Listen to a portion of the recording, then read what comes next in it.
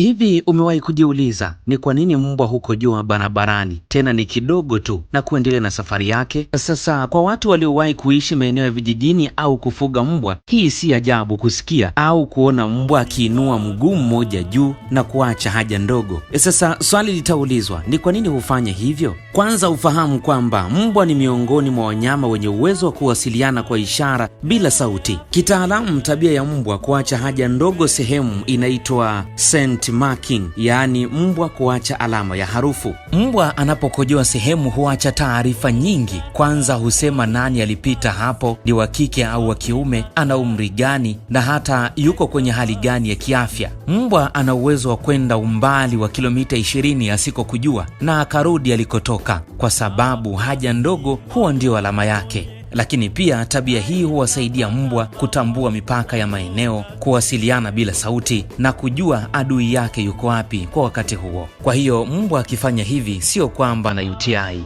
ni tabia yake ya asili na ndicho alichoumbwa nacho. Najiuliza kama ingekuwa kwetu wanadamu, sijui ingekuwaje.